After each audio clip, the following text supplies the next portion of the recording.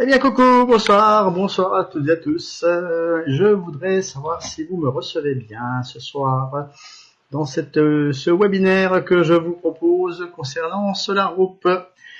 Alors, je vais bien sûr attendre un tout petit peu. Dans quelques instants, on va réellement démarrer dans la mesure où j'attends qu'il y ait encore quelques personnes qui se connectent. En attendant de bien démarrer, je vous propose tout de suite une légère vidéo où nous allons parler d'outils à main, de meuleuse bzz bzz. Et je reviens vers vous dans quelques petits instants, juste le temps que quelques autres personnes se connectent à la salle. Allez, légère vidéo et on se retrouve tout de suite.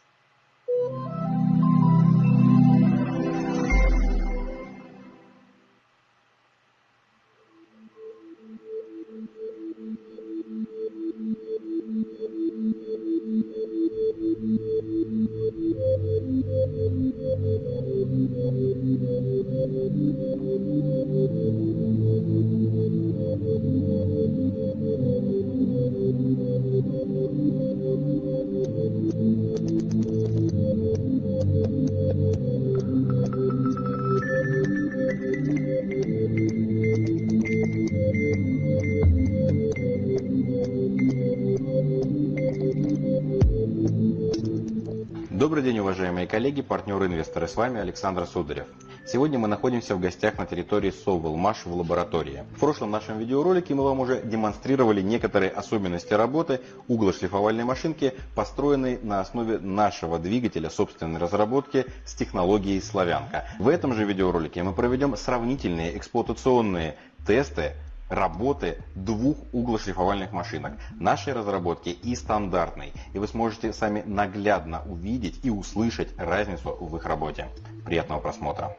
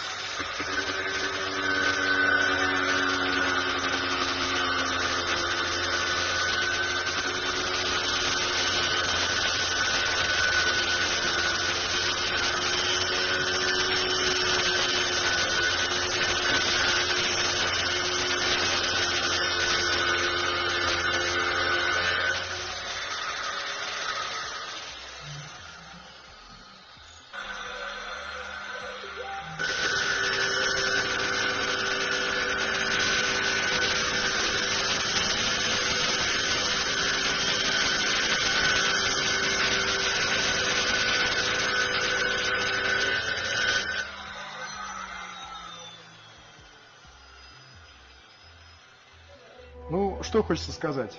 Впечатление по сравнению с заводской амперсколовской углошлифовальной машиной намного мягче работает вот именно вот этот образец. Намного мягче в плане и самого вращения, самого звука, и в том числе и во время резки. Вот металлической трубы, это, как мы видим, тут 30-ка примерно труба. Вот. Намного мягче, намного спокойнее она идет, вибрации меньше.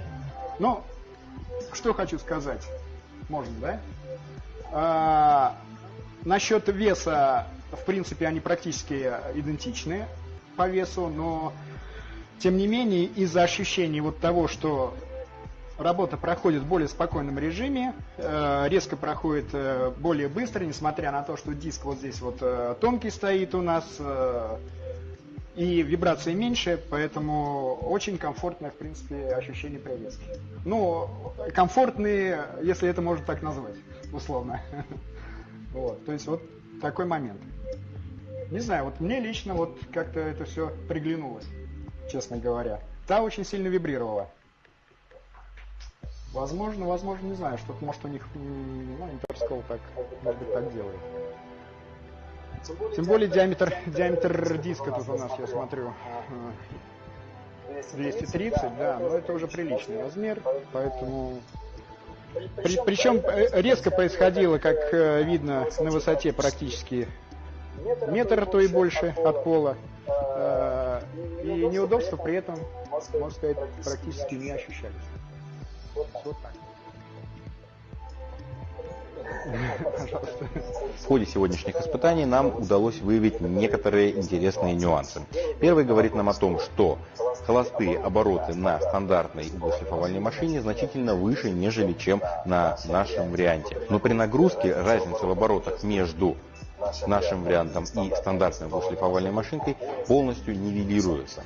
Также нам удалось выявить, что в нашем варианте значительно меньше составных частей, что в свою очередь приводит к более быстрому резу, которое мы вам и демонстрировали ранее. Также можно ответить увеличение срока эксплуатации так называемого ресурса на нашем варианте, так как отсутствует коллектор и некоторые другие составные части, которые очень часто выходят из строя на стандартной углошлифовальной машине. И при всем при этом уровень шума, который издает углошлифовальная машина с технологией славянка, значительно меньше, как и вес. А вот все эти факторы в совокупности очень сильно отразятся на ежедневной эксплуатации данного инструмента.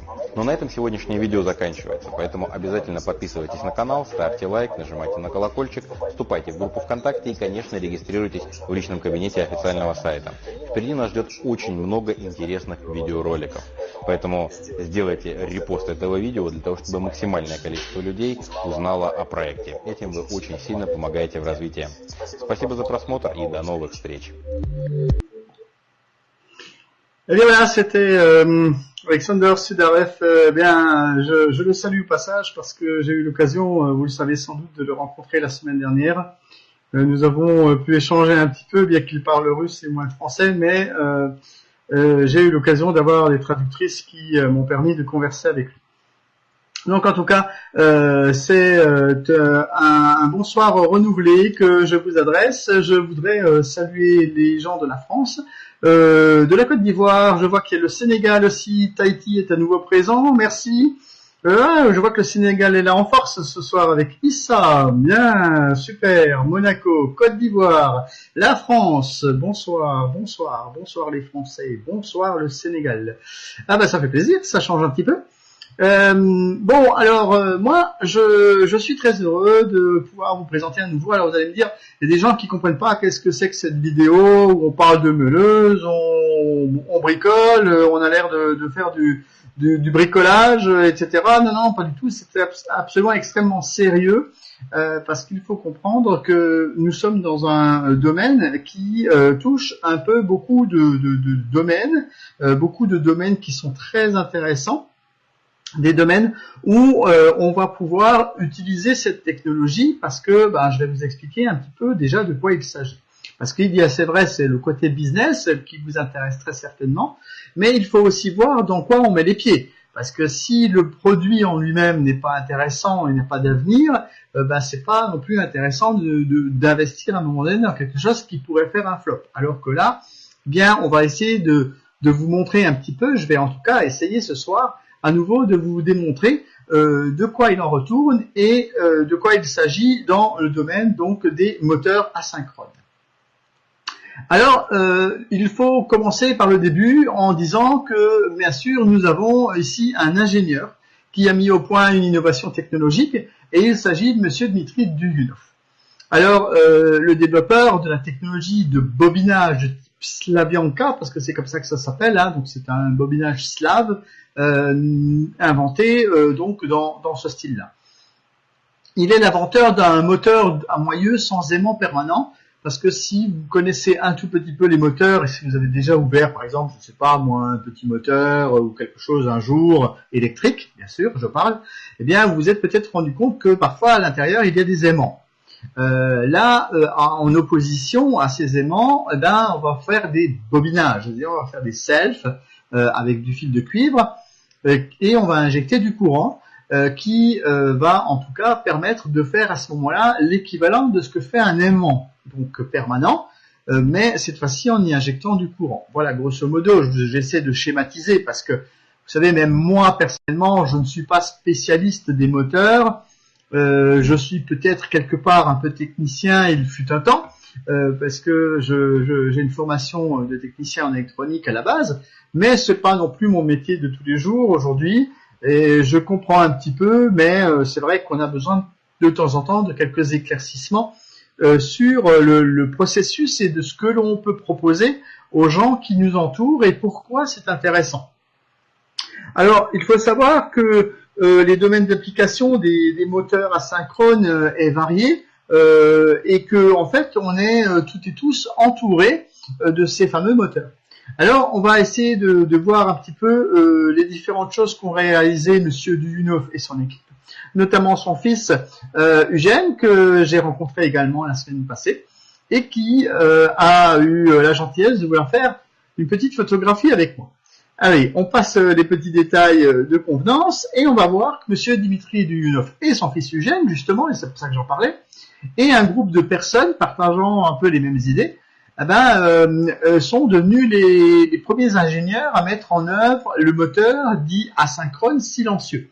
Donc plusieurs brevets ont été obtenus pour cette invention et tout ça a été créé par une des sociétés qui composent les trois sociétés dont nous allons parler, qui sont donc AS&PP.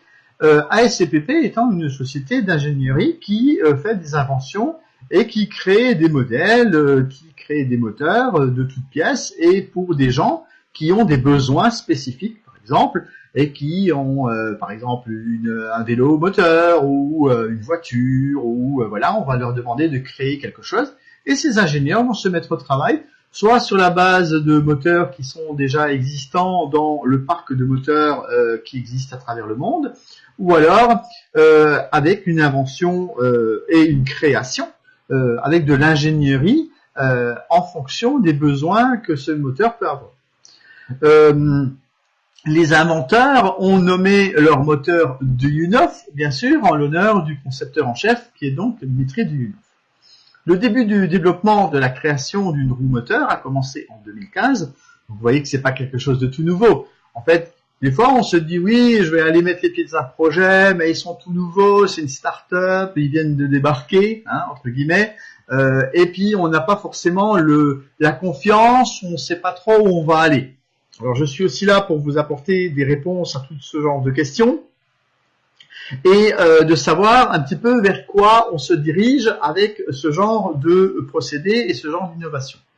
L'objectif principal donc de l'équipe est de produire des moteurs électriques accessibles à la population qui, avec le temps, pourra remplacer les moteurs à combustion interne, donc, mais aussi améliorer les bicyclettes, les voitures, bien sûr, parce que c'est un petit peu le credo en ce moment, vous le savez, vous en avez très certainement entendu parler, que en fait, avec l'écologie et le sauvetage de la planète par les bons gestes, font que les gouvernements décident actuellement de faire attention à tout ce qui est écologique et préconisent notamment l'arrêt des moteurs à combustible pour se diriger vers des moteurs électriques. On se rend déjà compte, rien qu'avec ces paroles-là et avec ces quelques explications, que l'on se dirige vers quelque chose de très très intéressant et de quelque chose de très prospère.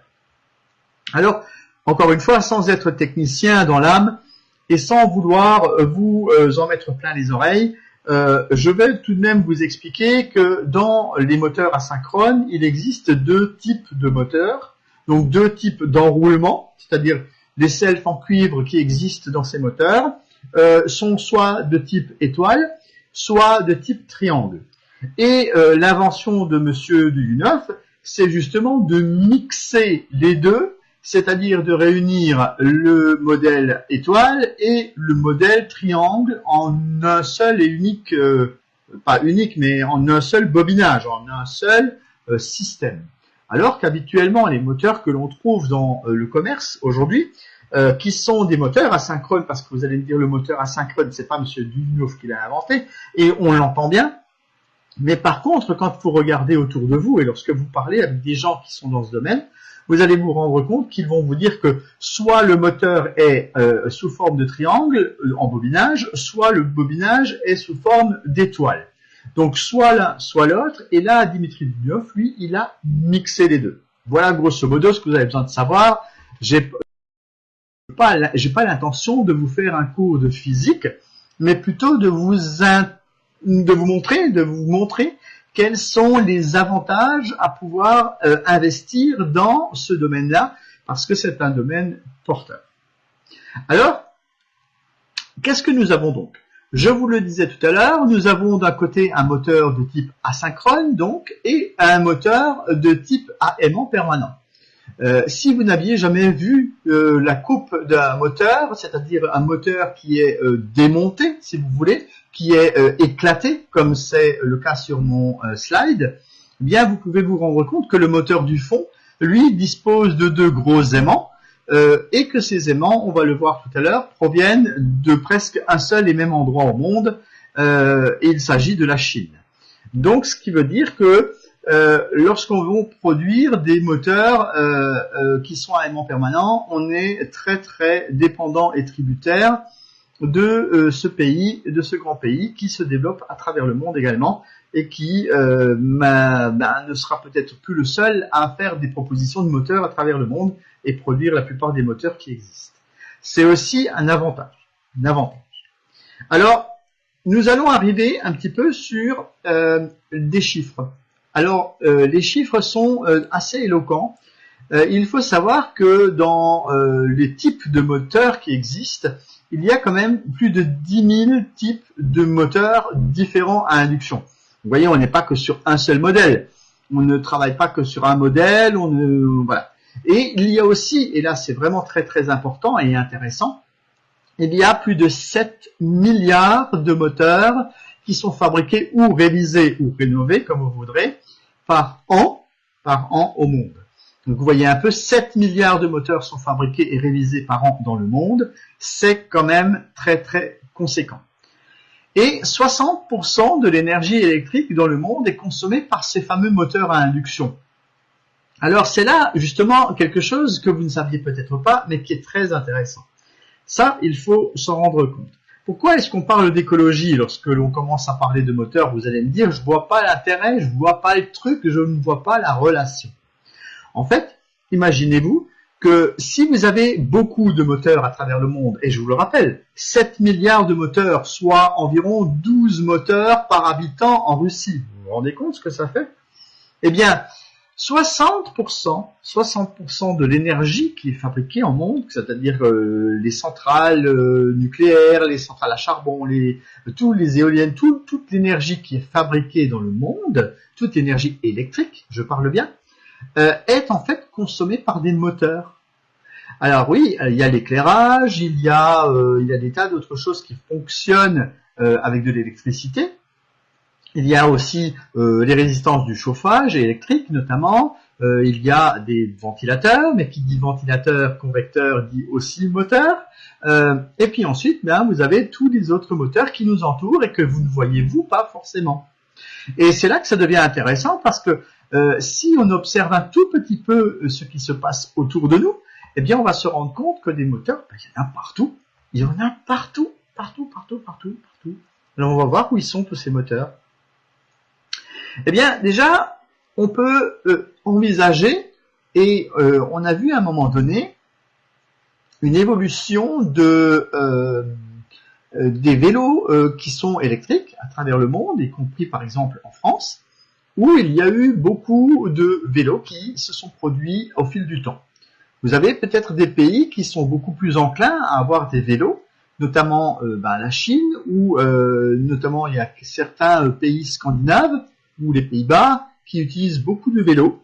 Et ces gens-là, bien forcément, un jour ou un autre, ils vont en avoir un peu assez de pédaler, et ils vont peut-être venir à des modèles plus confortables et électriques. Ces roues à moyeu, comme on les appelle, ce sont des roues qui sont là, et j'ai eu l'occasion de voir cette roue de près. Vous la voyez même là de très très près. C'est beaucoup de bobinage, vous voyez, avec des fils de cuivre, et ça permet d'augmenter la capacité de ce vélo, c'est-à-dire d'aller beaucoup plus vite et surtout de consommer moins d'énergie. Alors oui, c'est vrai qu'on charge une batterie pour rouler avec un vélo parce qu'il est autonome, mais pour pouvoir charger la batterie, il faut aussi de l'électricité. Et si cette électricité est moins consommée, on aura moins besoin de charger. Donc l'un et l'autre est lié. Donc vous voyez que les économies d'énergie, en tout cas, sont un peu partout. Elles sont un peu partout parce que même pour construire ces moteurs, on a besoin de moins de matières premières parce qu'ils sont automatiquement plus petits. Ils ont plus de puissance, mais parce que s'ils ont plus de puissance, si vous donnez la même force à un moteur, eh bien on peut le construire de façon plus petite. Et si on peut le construire de façon plus petite, ça veut dire qu'on utilisera moins de matière, on utilisera moins d'enrobage, moins de carcasse, moins de matières premières, moins de ferraille, d'aluminium, etc. Tout ce qui compose le moteur sera donc économisé si on fait des modèles plus petits. Voilà grosso modo vers quoi on se dirige. Alors vous allez me dire, mais qu'est-ce qu'on a encore d'autre qui pourrait faire que ce soit intéressant? Eh bien, nous avons des trains, par exemple, qui roulent à l'électricité. Nous avons également des voiturettes. Et Dieu sait que dans un pays comme la Chine ou des pays qui sont en voie de grand développement, on trouve beaucoup de voiturettes maintenant parce qu'il y a aussi des gens qui n'ont pas forcément de grands moyens pour acheter des grosses voitures. Nous, en Europe, on a peut-être la chance d'avoir des voitures à combustion parce qu'on a un peu plus de moyens. Mais les gens qui sont dans des pays un peu plus pauvres et qui aimeraient pouvoir se déplacer avec un toit sur la tête, se dirigent tout doucement vers ce qu'on appelle des voiturettes. Ce que moi j'appelle des voiturettes. On appelle aussi ça des fois, pour les gens qui sont un peu péjoratifs, les pots de yaourt. Mais enfin bon, ça c'est autre chose. Alors là, vous voyez que vous avez donc ces voiturettes qui fonctionnent avec des moteurs électriques et notamment en Chine, il y avait déjà des accords qui ont été faits avec des fabricants pour pouvoir utiliser ces moteurs dans ce type de véhicule. Des roues à moyeu et bien sûr un autobus, vélo électrique, train électrique et transport public. Voilà un petit peu les différents domaines où on peut rencontrer ces fameux moteurs. Alors, on va passer un petit peu en revue les partenariats internationaux parce que on pourrait dire que oui, Solar Group c'est bien gentil, mais est-ce que pour arriver dans un vif du sujet, comme on dit des fois, est-ce qu'on peut considérer que aujourd'hui Solar Group a déjà du partenariat international? Est-ce qu'on peut avoir des perspectives d'avenir sur cette société? Parce que c'est un peu ça qui nous intéresse tout de même. Parce que nous qui voulons investir dans quelque chose, est-ce qu'il y a du débouché en fait, en quelque sorte? Est-ce qu'il y a déjà des choses qui sont en place? Alors à ce jour, il faut savoir que la société a signé des conventions de développement avec plus de 10 entreprises dans divers pays dans le monde. Alors vous allez me dire, mais comment ça se fait que cette société qui veut fabriquer des moteurs, subitement on nous dit qu'ils ont des partenariats? Oui, parce que si vous voulez, il y a des brevets qui ont été déposés, et dans le cadre de ces brevets qui ont été déposés, on fait aussi ce que l'on appelle du transfert de technologie. Donc on va, pour éviter de fabriquer des moteurs à un endroit du monde et de les transporter, parce que c'est quand même assez lourd, il faut le dire, à un moment donné, si on fait des moteurs avec de la ferraille, ça a forcément du poids. Et si on veut le transporter à l'autre bout du monde, eh bien cela coûte de l'argent et donc va réaugmenter le prix du moteur. Et en plus, va faire une consommation de carbone dû au transport et qui n'est pas forcément souhaitable dans un mode et une envie très écologique d'avancer dans ce domaine. Donc on va faire un transfert de technologie vers des gens qui sont intéressés par fabriquer, qui ont peut-être déjà des unités de fabrication. Et dans ce cadre, la ASCPP et la société Sovelmac, que nous soutenons par le biais de notre financement, veut développer toute une partie ingénierie et de développement et de transfert de technologie de telle manière à ce que des gens qui ont déjà des connaissances dans la fabrication de moteurs ou de rénovation de moteurs puissent utiliser cette technologie. Sachez tout de même que là on parle de différents pays à travers le monde, mais qu'en Russie, il y a déjà plus d'une centaine de partenaires qui travaillent avec du neuf et qui ont déjà des licences d'exploitation, de vente, de distribution, donc de la méthode et du type de moteur. À ce jour, dans le cadre de la convention et de la licence qui a été signée avec la SARL ASCPP, les partenaires du projet ont développé différents moteurs. Donc différents moteurs qui ont déjà été testés sur des voiturettes, je vous l'ai dit, ou alors sur des motocyclettes ou des vélomoteurs. Donc, ou des vélos avec un moteur. parce que il y a aussi, vous le savez bien, tout ce qui touche au moteur, parce qu'il y a des choses qui sont maintenant un peu en vogue, comme les trottinettes, les overboards, il y a également tout ce qui est planche à roulettes, tout ça, vous voyez, c'est tout des perspectives et d'avenir, parce que la plupart des gens, et vous le savez, ce sont des phénomènes de mode aussi qui nous arrivent maintenant tout droit dans les rues, qui nous permettent de recevoir donc ce genre d'objets qui sont roulants pour nous faire avancer et nous faire peut-être gagner du temps face à des embouteillages ou d'autres critères d'écologie ou par exemple d'augmentation du prix du carburant qui font que les gens changent de mode de transport et s'orientent tout doucement vers des modes de transport plus écologiques. Et par contre, à la place de pédaler le matin dans le froid, ben, on a peut-être envie un jour d'avoir un vélo électrique qui va nous amener à bon port. Et tout cela, ça fait partie du business dans lequel nous investissons et nous allons investir si vous ne l'avez pas déjà fait tel que moi je l'ai fait. Je voudrais préciser que je ne suis, en dehors du fait que je présente cette soirée, qu'un membre de Solar Group. Je n'ai pas d'attribution particulière, j'ai juste un peu envie de parler de ça et de partager avec vous le thème et les avantages que peuvent avoir cette technologie. Alors, on va passer à quelque chose au niveau des partenaires internationaux qui est une nouveauté, une information toute nouvelle qui date de cette semaine. Il faut savoir que en Chine, parce qu'il y a un monsieur qui s'appelle Viktor Arestov qui lui a développé des moteurs du côté donc de l'Allemagne et qui s'est associé avec ASPPP, qui a créé ASPPP en Chine.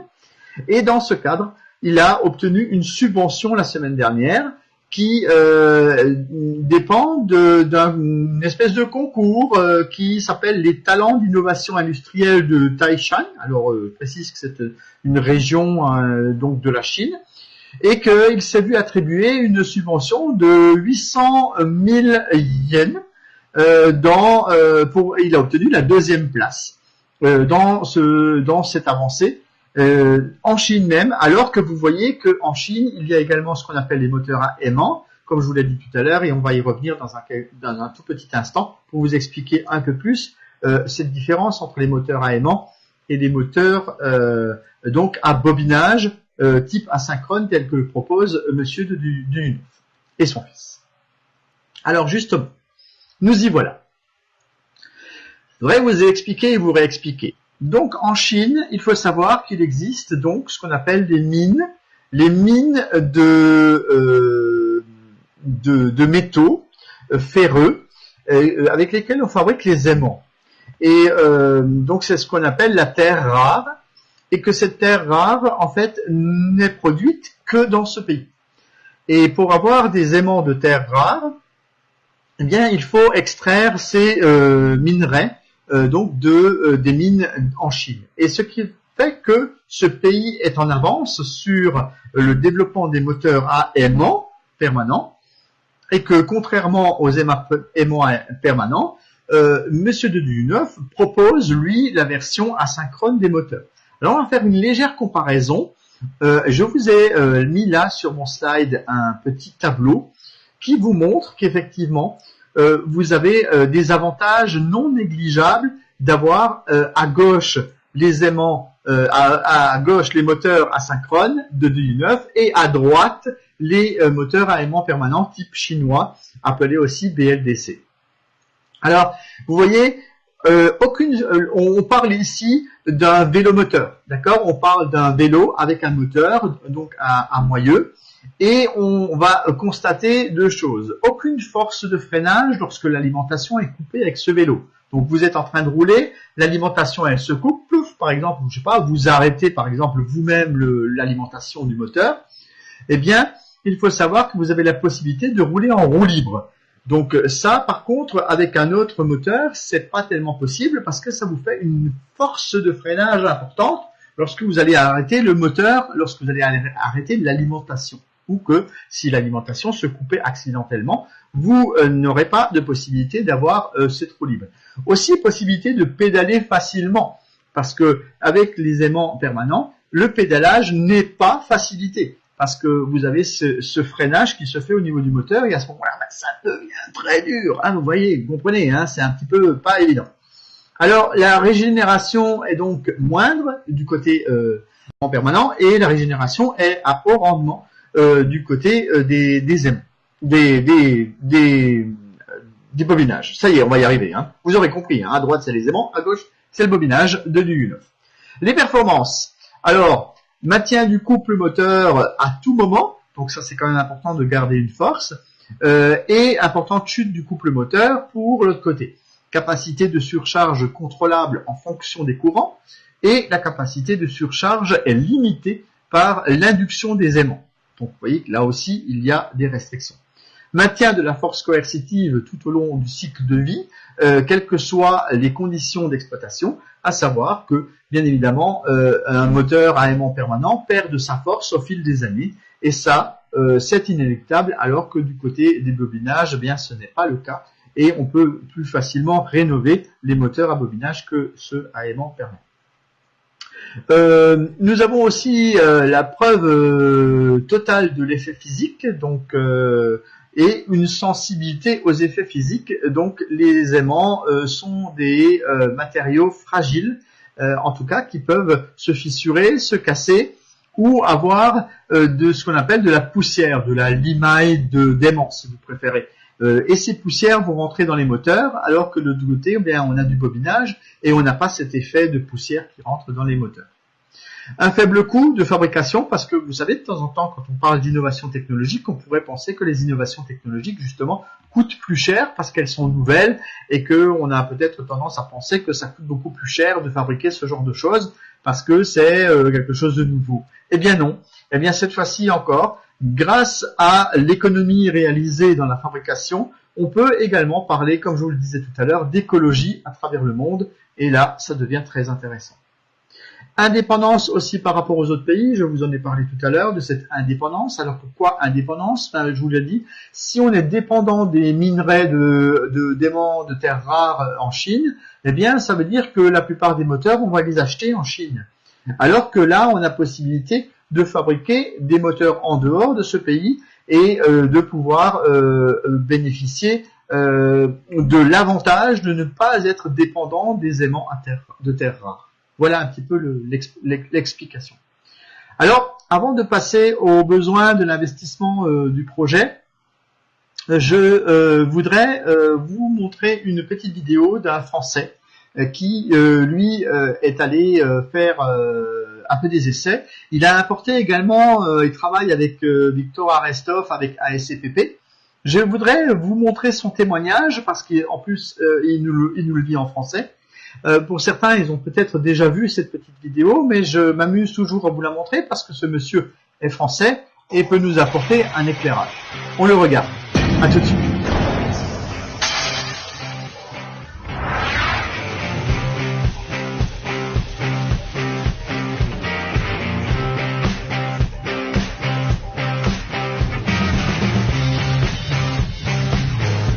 Depuis longtemps, depuis la fin du XXe siècle, tout le monde se bat pour essayer de trouver des solutions pour économiser de l'énergie. Tout ça pourquoi? Pour préserver nos ressources naturelles.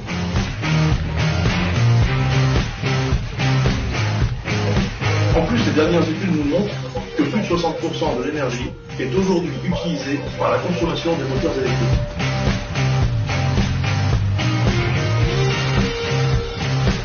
C'est dans ce cadre-là que Helmut Moritz et moi-même avons créé un partenariat avec Victor Arestov, ingénieur électromécanicien qui consacre sa vie à la recherche et au développement de nouvelles technologies. Il a d'ailleurs créé à ce jour le moteur ASPP que nous sommes en mesure de vous présenter. C'est une véritable révolution. Aujourd'hui, il existe des moteurs à orange. Ce sont les moteurs iodés. Ces moteurs-là consomment beaucoup moins d'énergie que les moteurs d'ancienne génération. Par contre, la technologie développée par Victor Arestov permet, elle, d'augmenter cette puissance jusqu'à 30%. Autant en termes de coût, de poids, de puissance. Imaginez les gains en termes de consommation, c'est énorme. L'automobile, tout d'abord. De plus en plus de constructeurs développent des véhicules 100% électriques aujourd'hui. Nous avons donc nous-mêmes monté un moteur à SPP sur un prototype avec 4 roues motrices. Nous allons vous présenter les comparatifs techniques que nous avons réalisés.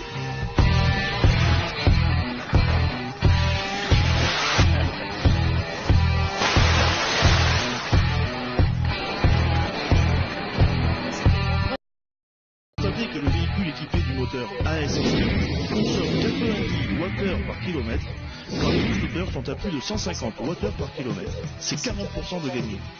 Et le coup de génie dans cette technologie est d'avoir su produire un moteur économique et plus performant que la concurrence. Pour preuve, nous avons fait des tests d'accélération et les chiffres parlent d'eux-mêmes. Notre prototype réalise de 0 à 100 km/h en 14 secondes, alors qu'il est plus lourd que les autres car c'est un 4 roues motrices. Je vous disais que dans certains cas, l'efficacité pouvait même être multipliée par 2. Je vais immédiatement vous citer un exemple. Nous avons utilisé une locomotive de 37 tonnes. Elle était équipée d'un moteur électrique de 11 kW pour tracter un poids maximum de 30 tonnes. Nous avons remplacé le moteur d'origine par notre modèle ASTP de puissance équivalente et nous avons pu tracter 65 tonnes. Nous parlons donc bien du double avec une température de fonctionnement moins élevée. D'où une plus grande longévité du moteur. Quand on parle de moyens de locomotion écologique, on ne peut s'empêcher de penser au vélo, et notamment au vélo électrique. Quelques chiffres par exemple. En 2007, 6700 unités vendues. En 2013, 55 000 vélos électriques vendus, et ce, rien qu'en France. C'est un marché qui explose. Pour cette application, Victor Arestov a directement intégré le moteur ASPP dans la roue du site, permettant une réduction significative du poids et de la résistance magnétique pour un coût de fabrication bien moindre. Toujours dans une dynamique d'économie, mais pensons à l'industrie. Pourquoi? On compte aujourd'hui rien qu'en France plus de 10 millions de moteurs électriques. Rappelez-vous, ils représentent 65% de la consommation énergétique industrielle.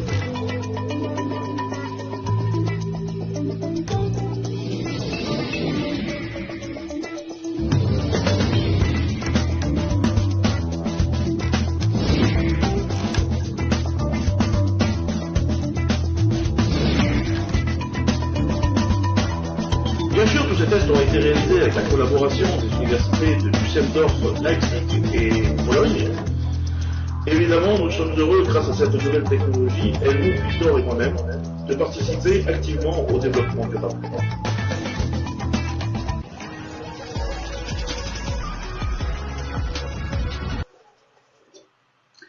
Oui, vous voyez que dans ce cadre, c'est quand même important de le redire que les perspectives d'avenir d'un tel projet sont là et qu'il ne s'agit pas juste de quelques moteurs ça et là. Il s'agit quand même de quelque chose qui est important.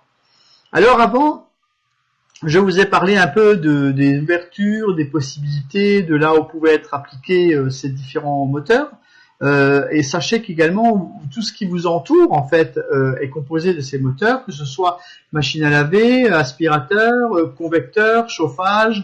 Il y a vraiment une quantité impressionnante de choses qui sont prévues donc dans ce domaine, et c'est donc un marché porteur. Pourquoi nous avons besoin d'un marché porteur? Parce que si vous voulez investir dans quelque chose, il faut que ce soit rentable. Donc si la rentabilité est au rendez-vous, et si la société commence déjà par le biais des transferts de technologie et de vente de licences à gagner de l'argent, ça veut aussi dire que cette société aura plus de viabilité.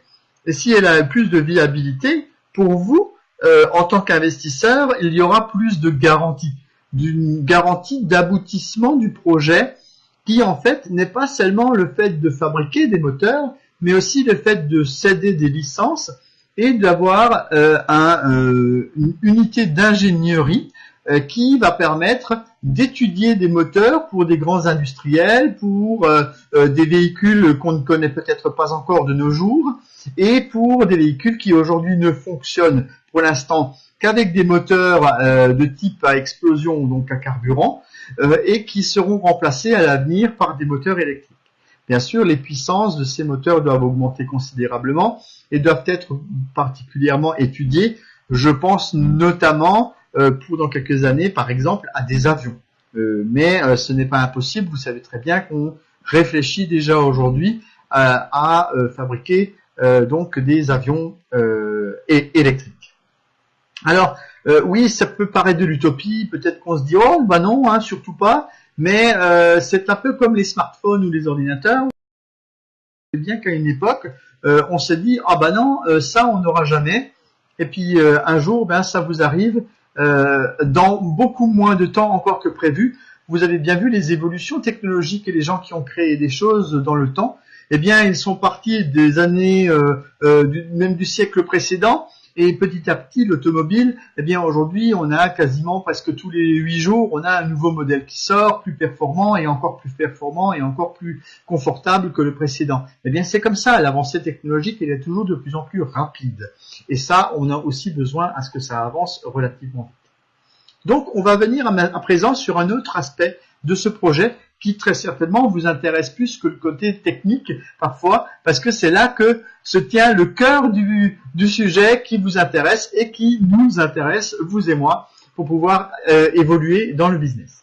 Alors les besoins en investissement du projet sont assez conséquents et il faut savoir que ça va y aller crescendo. Et tout ça a été défini sur un certain nombre d'étapes et il ne faut pas non plus être très très pressé. Parce que un projet se développe au fil des années et non pas comme ça en claquant juste dans les doigts. Les gens qui font des choses un peu trop vite des fois, eh bien en fait ça a peut-être tendance aussi à un moment donné peut-être de se casser la figure. Donc ne soyez pas trop pressés, ayez beaucoup plus de patience dans un projet comme celui-là.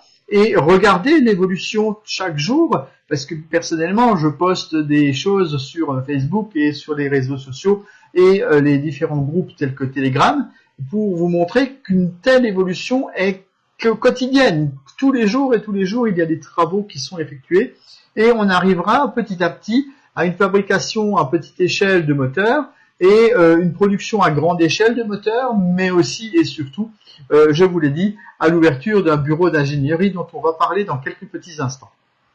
Alors, comment la compagnie va-t-elle faire des profits? Je vous l'ai dit, avec la multiplication et les extensions de la production, donc ils vont pouvoir faire de la production eux-mêmes, c'est vrai, mais c'est pas le but premier, ni le but unique, surtout pas le but unique, c'est surtout ça qu'il faut dire, parce que très souvent, lorsque l'on explique un petit peu le projet de du9, il y a des gens qui disent ah ben oui, mais elle est où l'usine pour fabriquer les moteurs? Parce que nous, on réfléchit, on pense à surtout à investir dans une usine qui va fabriquer. C'est pas seulement ça. Il y a la technique de vente et les outillages pour la fabrication des produits. Donc les produits, c'est quoi? C'est ce qui va être inventé. C'est-à-dire que vous pouvez prendre en considération, par exemple, un fauteuil roulant avec une roue moteur. Eh bien, ce fauteuil roulant, qui c'est qui vous dit que justement, Sovelmac, qui est donc la société dans laquelle nous investissons, ne va pas elle-même développer un jour un produit comme ça qu'elle va mettre sur le marché. Il y a également la vente du produit final. Donc, on revient encore une fois au même. Les roues moteurs sur des vélos, c'est aussi une production possible. On peut produire des vélos à travers le monde et les vendre. Donc ça aussi, c'est un marché. Et puis, je vous l'ai dit, il y a la vente de la licence permettant de maîtriser et de fabriquer des produits de production et des transferts de technologie. Et c'est comme ça que Sovelmac et ASCPP gagnent déjà de l'argent. Alors vous allez me dire, qui sont tous ces gens-là? Alors je vais vous les résumer. Vous avez donc ASCPP, qui est la société d'ingénierie actuelle avec messieurs du9, Dmitri et Eugène, avec Victor Arestov et tous les gens qui gravitent autour et qui développent les produits. Et vous avez la société Sovelmac dans laquelle nous investissons. Et je vais vous montrer dans quelques instants la part que nous allons acquérir nous-mêmes en tant qu'investisseurs dans cette société Sovelmac.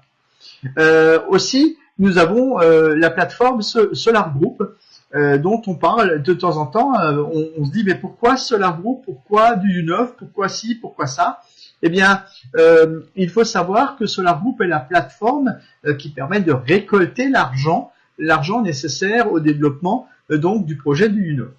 Et Solar Group n'est qu'une plateforme en fait qui va encaisser l'argent et qui va faire du marketing autour, qui va faire tout un réseau, qui va vous offrir des possibilités de réseau, de marketing, pour que vous aussi vous puissiez gagner de l'argent, au même titre que eux vont utiliser l'argent pour l'investir dans le projet du UNOF. Donc, si vous voulez, il faut avoir en tête les 3 entités. Vous avez donc Solar Group, vous avez ASCPP et vous avez Sovelmac. Et ces 3 sociétés sont combinées pour l'ensemble du projet du UNOF. Et quand on parle de Solar Group, il s'agit que de la plateforme qui s'occupe du marketing de réseau, qui vous propose du business et qui vous rémunère pour ce business.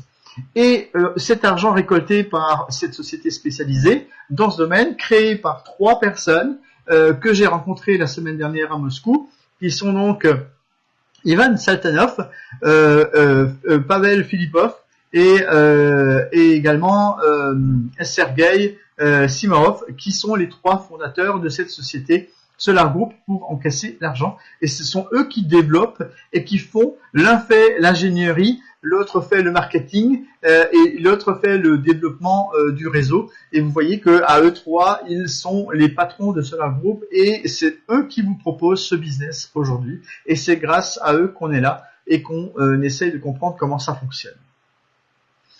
Alors, le prix des parts d'investissement dans la société est nettement inférieur à sa valeur parce que, vous le savez peut-être, il est prévu que chaque part que vous allez acheter aujourd'hui à quelques centimes, voire moins que quelques centimes, vont entrer en bourse à la fin du projet et constitueront une somme, donc enfin un montant de $1 à l'entrée en bourse. Et c'est ce qui nous est promis, en tout cas, c'est ce à quoi on doit s'attendre. Alors, dans ce type de projet, il faut savoir que l'on achète des parts. Vous êtes donc pas tout à fait actionnaire au début, parce qu'un actionnaire, c'est quelqu'un qui est... des actions, c'est quelque chose qui est en bourse. Or, la bourse n'est pas pour tout de suite. La bourse n'est qu'à la fin du projet, lorsque les 40 millions de dollars auront été récoltés et constitueront donc un capital de la société qui investit tous les jours dans du matériel et dans des opérations, dans des locaux, dans des constructions qui vont avoir une valeur dite foncière, qui vont avoir un capital qui sera représenté par l'argent que l'on investit et qui vont faire que cette société sera solide et pourra à ce moment-là aller en bourse et vous proposer un tarif donc d'action qui grimpera au gré de l'avancée et des performances de la société en elle-même. Et surtout des ventes et des bénéfices, bien sûr. Les parts de placement deviennent plus chères. Chaque étape de collecte de fonds fait que le tarif change. Et vous avez peut-être entendu parler de ce changement d'étape qui a eu lieu hier, mais qui est fait par la gentillesse de ce type de procédé fait que dans un domaine peut-être un peu marketing, nous a amené à avoir une prolongation de l'étape 7 de 4 jours qui vont encore permettre à beaucoup de personnes de pouvoir acquérir des parts de la société. Le plan de réalisation, le voici. Donc 3 ans, on a un programme sur 3 ans. Donc je vous le disais tout à l'heure, ne soyez pas pressés, ne soyez pas impatients. Voyez le business en lui-même qui peut se développer grâce à ce qu'on appelle l'affiliation. Et c'est là que vous pouvez gagner de l'argent. Ne vous attendez pas à ce que ça rentre en bourse demain. C'est un processus qui est un petit peu plus long et qui demande beaucoup d'efforts et de travail. Nous avons 20 étapes. Sachez que nous sommes actuellement à l'étape 7 et que nous allons passer dans 4 jours à l'étape 9. Ah oui, mais pourquoi à l'étape 9 ? Eh bien, parce que beaucoup de choses ont déjà été accomplies durant l'étape 7 et que cette étape 8 sera donc sautée en fait. Comme l'a été l'étape 6, on est déjà passé de l'étape 5 à l'étape 7 et maintenant on passe de l'étape 7 à l'étape 9. Donc vous voyez qu'en fait le projet avance bien plus vite qu'on ne pourrait le penser et que si on saute des étapes, en fait ce n'est que bon signe. Ça veut dire que ça avance beaucoup plus vite que prévu et que peut-être les 3 ans seront réduits. Et attention, j'ai dit peut-être, ça ne veut pas dire que ça sera le cas. Je ne voudrais pas, moi, m'avancer sur ce genre de choses. C'est un peu dangereux d'annoncer des choses et puis qu'ensuite elles ne soient pas tenues. Donc je ne voudrais pas dire des choses qui ne sont pas vraies. Sachez que nous avons un plan sur 3 ans Si ça peut se faire plus rapidement, tant mieux. Et sinon, gardez en tête ces 3 ans. Et je vous le disais tout à l'heure, déjà je vous l'ai répété plusieurs fois, c'est 40 millions de dollars qui sont attendus en récolte pour ce projet, pour que nous puissions aller donc de l'avant. Vous voyez que le projet existe aussi déjà depuis un an, plus d'1 an, il a démarré en 2017, et qu'on est déjà pratiquement dans la 2e année. Et que si on parle de 3 ans, ben en fait vous vous rendez compte qu'il reste peut-être que 1 an et demi ou 1 an 3/4. Et que en fait, quand on parle de 3 ans à la base, ben il y a déjà du temps qui est passé. Et pourquoi? Ben parce que on est déjà à l'étape 9 bientôt sur 20. Donc vous voyez, si on extrapole un tout petit peu et qu'on imagine que dans quelques mois il y a déjà un changement encore d'étape, on va déjà se retrouver à la moitié du projet. Donc imaginez la vitesse à laquelle ça va et la vitesse à laquelle on va pouvoir avancer. Alors, je vais encore vous parler un petit peu de tout ça, notamment des packs. Alors ça, c'est intéressant parce que vous le savez bien, les fameux packs, on a toujours un peu des questions autour de ça. Alors, qu'est-ce qu'on peut acquérir pour une valeur symbolique? Je dirais, pourquoi symbolique? Parce que c'est pas extrêmement élevé. Si on compare les chiffres, nous avons des packs ici, à partir de 50 $ par mois, qui vous rapportent 157 500 parts. Donc, je vais vous faire une transposition. Vous voyez que dans mon tableau, la valeur nominale du pack sera donc de 157 000 $. Oui, cette valeur estimée à l'entrée en bourse. Donc, vous voyez que aujourd'hui, le prix unitaire est de 0,00317 $. C'est-à-dire que c'est très nettement en dessous de 1 centime la part. C'est quand même quelque chose de pas cher, avouez. Même si pour certains, 500 $, ça peut représenter beaucoup d'argent, mais je vous rappelle que vous avez possibilité de faire de l'affiliation et que cette affiliation vous permet de récolter des commissions et ces commissions, vous pouvez les utiliser pour payer vos parts. Donc, cela pourrait vous coûter 0 centime. Si vous vous y attachez un tout petit peu et si vous essayez un tout petit peu de vous intéresser au domaine et de promouvoir ce business, vous pourrez vous rendre compte qu'en fait, vous pourriez acquérir des parts importantes dans cette société, alors que cela vous coûterait quasi rien, ou même voire absolument rien du tout, voire même gagner de l'argent par le biais de l'affiliation, si on en fait à plus grande échelle.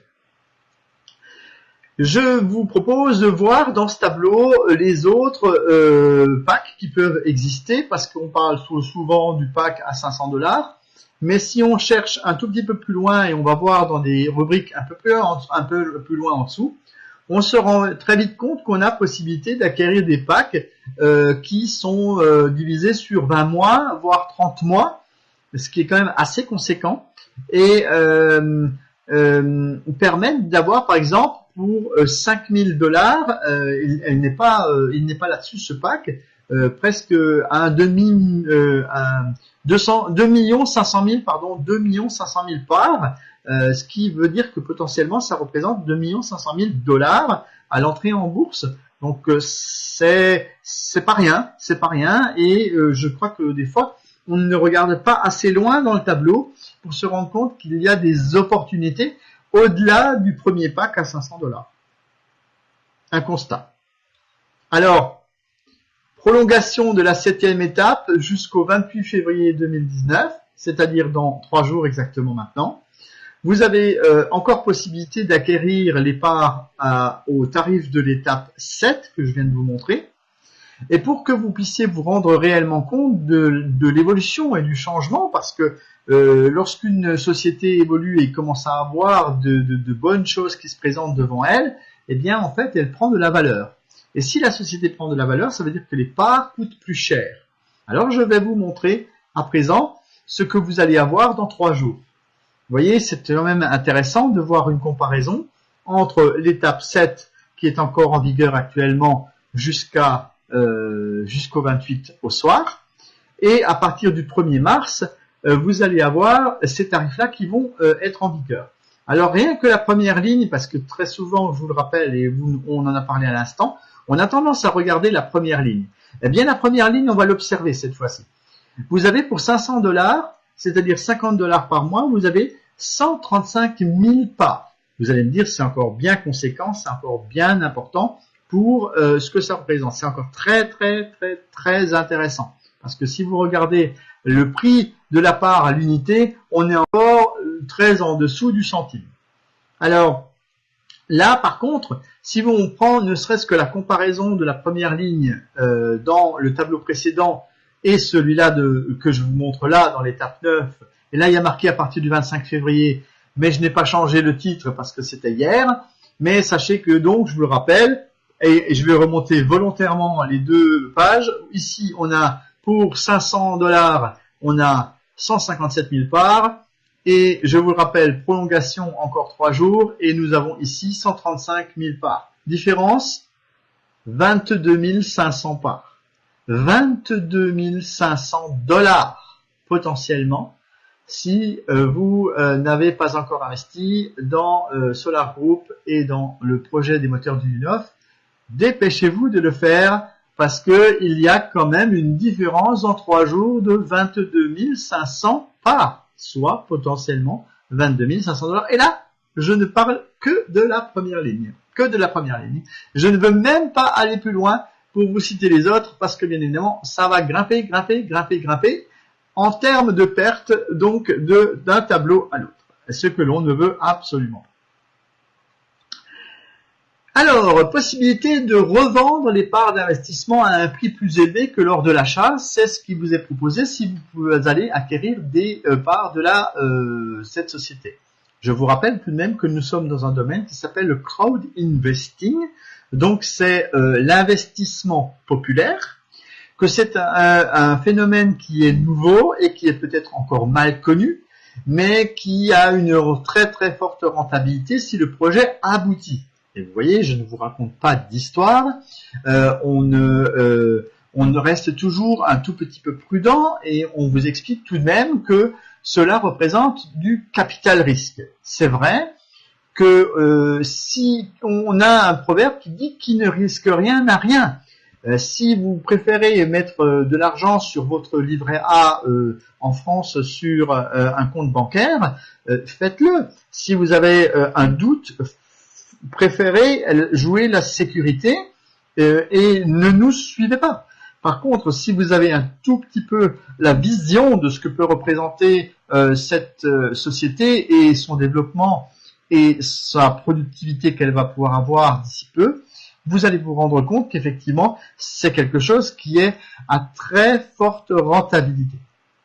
Vous pouvez aussi envisager de revendre les actions, mais aussi bénéficier des dividendes. Alors, c'est quoi les dividendes? Bien, en fait, c'est une fois que la société a réalisé des bénéfices, 1 an après son entrée en bourse. Alors, les gens, des fois, ne captent pas très bien ce que c'est que des dividendes, donc je vous répète ce que c'est. En fait, les dividendes, c'est tout simplement les bénéfices 1 an après l'entrée en bourse qui sont redistribués à tous les actionnaires. Donc, sur le nombre de parts. C'est vrai que 40 millions de parts, non, c'est pas 40 millions de parts, c'est 40 millions de dollars. Mais si on a plusieurs millions de parts, voire milliards de parts, c'est vrai que les bénéfices peuvent être divisés par ce nombre de parts. Donc ça peut représenter peut-être pas des énormes sommes, d'où l'intérêt d'avoir beaucoup de parts. Mais si vous avez ne serait-ce que 1 centime, vous avez 1 million de parts et que vous avez 1 centime par part, c'est un exemple, hein, je précise, c'est pas la réalité. Faites le calcul, ça représente déjà beaucoup d'argent annuellement pour vous et que vous allez pouvoir percevoir par la suite avec les dividendes, je précise. Alors soutenir la technologie et donner une possibilité à cette entreprise russe d'accéder au marché mondial, mais aussi, je vous l'ai dit, de participer au côté écologique de la chose, et c'est là peut-être aussi un enjeu un peu différent. Je vous ai parlé des différentes étapes. Les différentes étapes sont de 1 à 20 et nous tendons vers l'étape 20, sachant que nous allons passer dans 3 jours à l'étape 9 et que si vous regardez le tableau, eh bien je vous le disais, on est bientôt à la moitié du projet ce qui est très intéressant dans les perspectives d'avenir. Alors, qu'est-ce qui a été réalisé grâce aux premiers investissements? Donc là, on parle des investissements. Alors, tout à l'heure, on a parlé de ce qui a été réalisé déjà dans le domaine de la technologie. Donc, c'est-à-dire qu'elle a déjà été proposée à différents pays, mais là, on va parler des investissements. Qu'est-ce qu'on a fait avec l'argent que les gens ont déjà investi? L'argent que vous et moi avons déjà mis dans la société. Alors, il faut savoir que personnellement, je suis allé la semaine dernière à Moscou et j'ai voulu aller voir un petit peu dans quoi on avait mis les pieds. Après tout, je suis quelque part un petit peu votre représentant, si on veut.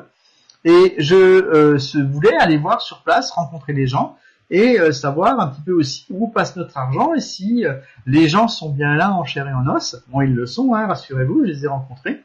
Et on va en parler dans quelques instants de mon petit voyage. Mais avant de vous parler de mon petit voyage d'agrément, et ça c'est dans quelques instants, eh bien nous allons voir où est passé l'argent. Donc beaucoup de ce qui avait été prévu est actuellement réalisé, à savoir que des installations utiles et nécessaires ont été acquises. Il y a eu le laboratoire de test et le secteur d'essai, où sont également installés des bancs d'essai.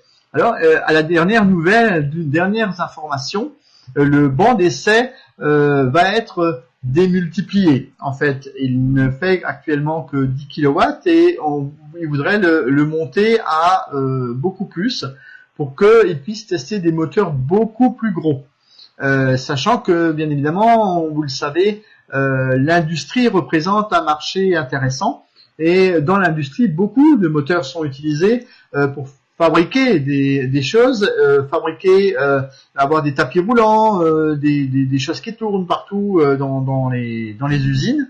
Et là, on a besoin de beaucoup de moteurs et surtout de moteurs de gros calibre. Donc, le laboratoire d'essai qui est en cours de certification est également un des investissements qui a été réalisé grâce à votre argent que vous avez déjà mis si vous êtes déjà partenaire du projet. Chaque jour, des tests sont réalisés sur ce banc d'essai. Les équipements, la fonderie, le laser sont présents. Ah, donc, il a été acheté un gros laser, vous le voyez en haut à gauche sur mon slide dans la photo. Et ce laser, en fait, permet de découper les lamelles recevant les enroulements de type Slavyanka, donc c'est-à-dire les bobinages, sont enroulés sur des plaques qui sont découpées au laser dans cette machine. Et également, un numéro spécial a été attribué dans le cadre de la fabrication. Ce numéro spécial est gravé également sur chaque moteur, de telle manière à ce qu'il soit identifié comme provenant de chez du neuf, parce que la société ASCPP et Sovelmac ont obtenu un label, si vous voulez, numéroté, qui leur permettent de dire que effectivement ils sont connus et reconnus à travers le monde scientifique des moteurs électriques à induction. Je vous passe un petit peu les images des différents de choses qui ont été acquises et nous allons parler d'un autre projet qui tient beaucoup à cœur et qui en plus va nous donner une garantie sur le mécanisme d'investissement. Ce mécanisme d'investissement juridique, je vous le montre ici. Je vous ai tout à l'heure parlé des différentes sociétés qui englobent notre projet.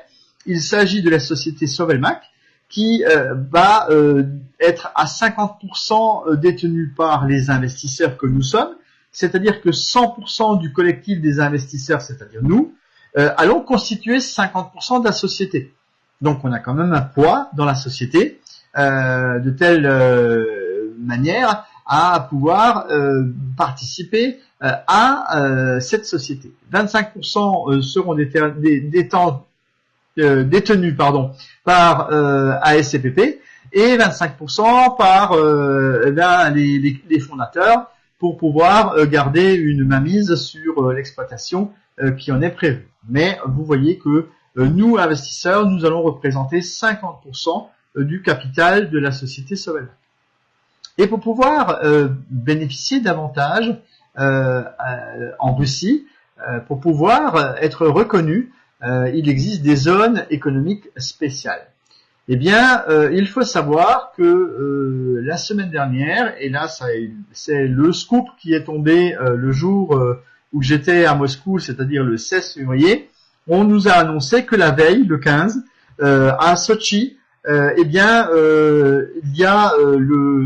un grand événement, c'est le forum de l'investissement à Sochi, où le projet du U9 a reçu un stand, si vous voulez, qui coûte plusieurs millions. Ça coûte au moins 1 million d'exposer dans ce forum. Et Sovelmac a été gentiment invité dans ce forum. Il n'y a que les plus grosses entreprises qui ont la possibilité de s'implanter dans ce genre de forum. Et vous avez à ce moment-là des accords qui sont signés avec des très très grosses entreprises à travers le monde et à travers la Russie. La société qui obtient le privilège d'entrer dans la zone économique spéciale de Moscou, en l'occurrence, est devenue résident officiel, et cela apporte un énorme coup de fouet positif à ce projet, sachant que tous les médias en ont parlé à travers la Russie, que les médias ont parlé de cette introduction dans cette zone économique spéciale, et que les principaux avantages pour les résidents d'une telle zone sont spécialement les réductions des coûts, des créations, des prototypes, du fait des avantages fiscaux. Ils ont, par exemple, à la place de 20%, ils ont que 2% à payer de taxes. Les franchises douanières, la gratuité du terrain. Aller acheter un terrain aujourd'hui dans une zone économique spéciale, ce terrain leur a été offert, et il a été offert par les autorités. Donc là encore une fois, ça représente et ça démontre le soutien qu'apporte le gouvernement russe à cette société. Sinon, elle ne pourrait pas intégrer une telle zone. Il y a plus de 100 candidatures par an pour entrer dans une telle zone, et il y a 6 entreprises qui ont été sélectionnées sur ces 100, dont Sovelmac. Vous voyez que c'est quand même important. Et là où se situe le clou de l'histoire par rapport à Sovelmac et cette entrée dans cette zone économique spéciale, c'est que quand on rentre dans une zone économique spéciale, on est obligé d'avoir un garant. Un garant, c'est quoi? C'est quelqu'un qui va dire, ok, si le projet n'aboutit pas par le biais du crowd-investing, donc c'est-à-dire par le biais du financement participatif auquel nous sommes adhérents, eh bien cette société va prendre le relais et va investir la somme manquante de telle manière à ce que le projet aboutisse. Et quand on regarde bien cet aspect des choses, on se rend compte que nous avons là une méga garantie. Une méga garantie non seulement parce que cette société a été acceptée par le gouvernement, mais qu'en plus de ça, cette société a eu l'occasion d'avoir le soutien d'une grosse entreprise qui peut financer le projet s'il ne devait pas aboutir par notre biais ou par le biais de notre investissement personnel. Donc il y a une garantie d'aller jusqu'au bout de ce projet. Voilà, ça c'est très important. C'est très important parce que quand on a des garanties, on se sent à l'aise. Quand on a des garanties, on a envie d'investir. Et quand on a des garanties, on a envie de promotionner ce business parce qu'il nous démontre qu'il y a quelque chose de fort derrière. Alors, j'étais la semaine dernière, et je vous en ai parlé brièvement, j'étais donc du côté de Moscou où on m'a fort bien accueilli. Paraîtrait-il que je suis comment a-t-on dit sur les réseaux sociaux, je suis un membre de premier plan. Bon, vous ne savez pas. Vous savez, je suis quelqu'un d'assez humble. Je suis allé participer parce que je voulais rencontrer les gens et parce que j'aime bien vous apporter les informations dont vous avez besoin. Et pour pouvoir vous apporter les petites images de mon voyage, j'ai fait très très court, je vous les ai résumées en l'espace de 2 minutes à peine, peut-être presque même pas 3 minutes. Et je vous propose immédiatement d'aller faire un tour à Moscou avec moi. J'y ai été la semaine dernière, je vous fais découvrir les images en exclusivité. En exclusivité ce soir, vous êtes les premiers à voir les images de mon voyage à Moscou. Les images, vous avez peut-être vu des photos, mais vous n'avez pas vu de vidéo. et je vous propose immédiatement la vidéo de mon voyage, donc de la semaine dernière. Je vous propose ça, le temps de retrouver. Alors, où c'est que je suis? Voilà, conférence. À tout de suite. Attention, c'est pas très long.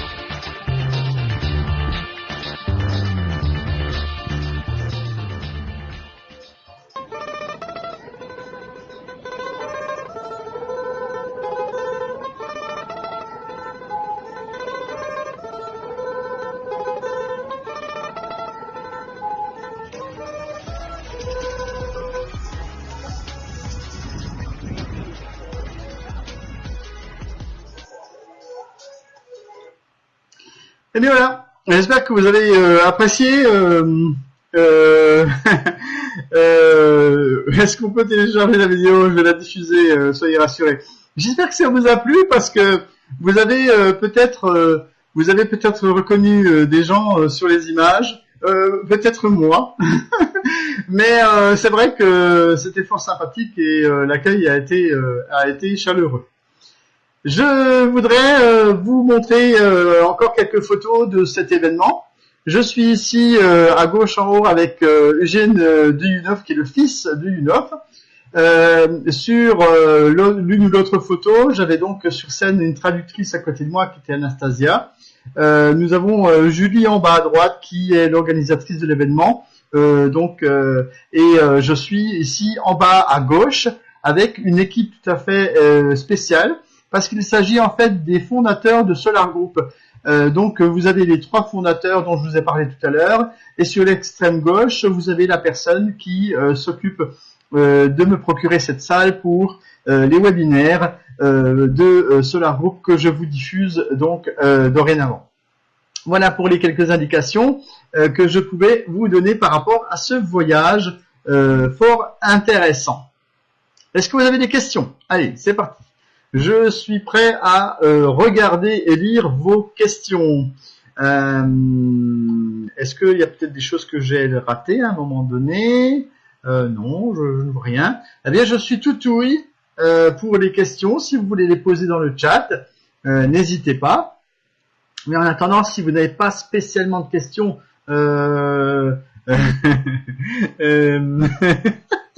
merci, oui, je sais, oui, tout le monde est très joli là-bas, oui, elles sont très jolies, oui. Nous avons, j'ai eu beaucoup de chance, il faut le dire, nous avons de belles perspectives d'avenir et nous avons de belles choses qui nous attendent dans les prochains temps. Ici, je voudrais, si vous le voulez bien, vous parler de la petite opération qui a lieu en ce moment. Il s'agit d'offrir à un ami 100 parts d'investissement au projet d'une. Si vous n'êtes pas encore inscrit sur le projet, voyez avec la personne qui vous a invité ce soir. Si c'est moi-même qui vous ai invité ce soir dans ce webinaire, soit par le biais des réseaux sociaux, soit par le biais d'un email ou si on se connaît sur Facebook et que vous n'êtes encore pas adhérent, je vous propose de voir sur le site solargroup-france.com pour que je puisse vous offrir 100 parts de cadeaux. Si vous êtes envoyé par une autre personne qui fait partie, sachez qu'elle a également elle-même possibilité de vous offrir 100 parts de cadeaux. Il n'y a pas que moi. Elle peut le faire depuis son back-office. Donc, référez-vous surtout à la personne qui vous a invité. Voilà, ça c'est important, parce que vous êtes peut-être là sur invitation d'une personne qui a eu la gentillesse de vous amener jusqu'ici. Et donc, voilà. L'entrée en bourse est prévue quand ? Elle sera prévue après l'étape 20. On n'a pas encore de date précise, c'est encore beaucoup trop tôt. D'abord, je vous en ai pas parlé spécialement parce que c'est vrai que l'heure tourne aussi et que j'ai beaucoup parlé déjà au début. On a tellement de choses à dire. L'entrée dans la zone économique spéciale va aboutir à la construction d'un bureau d'études qui va être programmé et planifié au printemps, là. Et la construction va démarrer à l'été 2019. Donc là, on a donc une construction d'un immeuble, de hall, de fabrication, d'ingénierie, etc. Donc tout ça, ça va se fabriquer. Sachez que Sobelmac a loué récemment des nouveaux locaux parce qu'ils font sans cesse des extensions, parce qu'ils ont besoin de plus de place pour pouvoir s'occuper un petit peu de tout ça. Et dans ce cadre, eh bien voilà, ils font des extensions et ils vont donc pouvoir également aller un petit peu plus loin. Je voudrais préciser également que les 100 parts à un ami, vous pouvez les offrir à tous vos amis autour de vous s'ils ne sont pas déjà inscrits sur le projet. Donc l'entrée en bourse, c'est pas tout de suite. Le meilleur reste à venir, et oui, et je vous souhaite une excellente soirée si vous n'avez plus de questions, sachant que nous allons nous retrouver bientôt sur les réseaux sociaux. Je vous invite à me suivre sur Facebook et sur Telegram pour les informations presque quotidiennes, et que d'autre part, on reviendra également sur les webinaires que je vais présenter 1 ou 2 fois par mois dans les prochains temps, auxquels vous allez pouvoir à nouveau inviter des personnes. Je continue à répondre, c'est des questions. Les bénéficiaires du cadeau des 100 parts reçoivent uniquement les messages email en russe. Oui, c'est des choses que l'on va améliorer au fil du temps. Maintenant, il existe des traducteurs en ligne. Il suffit des fois de copier et de coller dans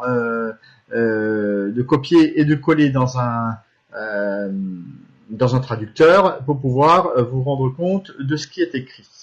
Les cadeaux de 100 parts, il y a une condition pour les garder lorsque vous les envoyez. Cette condition des 100 parts, c'est tout simplement une possibilité, je vous l'ai dit, de faire bénéficier aux gens des 100 parts pour que vous puissiez les faire valider. Il faut que derrière, les gens fassent la vérification de leur compte. C'est très important que la vérification du compte soit faite pour pouvoir bénéficier des 100 parts. Voilà pour les explications. S'il n'y a plus de questions, eh bien, je vais vous abandonner pour ce webinaire de ce soir et vous dire à la prochaine fois. n'hésitez pas à revenir pour apprendre encore plus sur ce projet. Voilà, excellente soirée à toutes et à tous, bye bye, et je vous dis à bientôt. On va peut-être essayer de vous mettre une petite vidéo histoire de comme ça que vous puissiez encore vous rendre compte un petit peu donc du potentiel par exemple que peut représenter l'opération. Bonne soirée, bye bye.